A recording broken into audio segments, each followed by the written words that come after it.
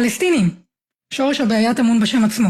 ההתייחסות שלכם לערבים כפלסטינים רק מנציחה את השקרים ואת התעמולה שלהם. ברגע שאתם קוראים להם פלסטינים, אתם לא רק מאמצים את השקר הזה, אתם מוחקים את הזהות היהודית ואת הקשר של העם היהודי לארץ ישראל. בדיוק כמו שהרומאים רצו לעשות אז, ככה הערבים עושים היום. מבחינה היסטורית, המונח פלסטינים היה מזוהה עם היהודים. הכל התחיל ב-135 לספירה כשהרומאים שינו את שמה של יהודה לסוריה פלסטינה, כדי למחוק את הזהות היהודית מהאזור. מאות שנים אחר כך, כשנוצר המנדט הבריטי על פלסטינה, בריטניה החייתה את השם הזה, שלא ממש היה בשימוש במשך דורות רבים. הערבים באותה תקופה שנאו ודחו את הכינוי הזה, משום שהוא ניתן ליהודים על ידי המערב. כשהבינו הערבים שהם לא יכולים לנצח את ישראל במלחמה ממשית ומוחשית, הם מצאו אסטרטגיה אחרת.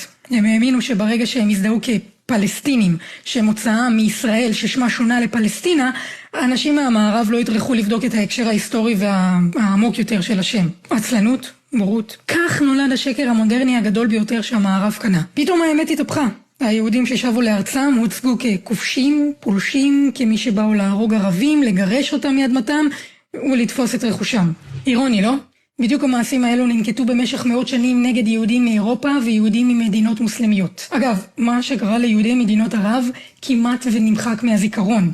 הוא נשכח, הוא זוכה להתעלמות, פשוט לא מדברים עליו. היהודים, האשכנזים, הספרדים, המזרחיים, הם הפליטים האמיתיים. מעולם לא היו פלסטינים ולא הייתה מדינה בשם פלסטין, וזה אולי נשמע לכם כימין או אפילו ימין קיצוני, אבל תאמינו לא, גם הערבים מודים בזה. ומי שמכיר אותי יודע שאני לא מגיעה מאג'נדה פוליטית, אני מגיעה אך ורק מהיסטוריה ועובדות. ומי יודע בזה בגלוי?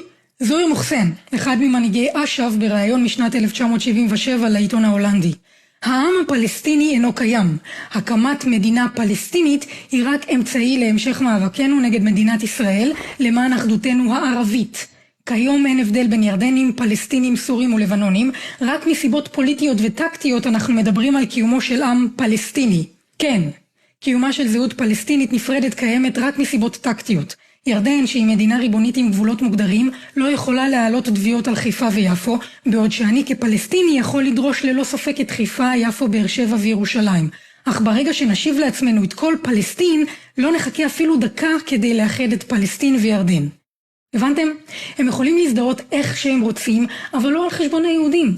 שוב, שורש הבעיה טמון בשם עצמו. תפסיקו לקרוא להם פלסטינים.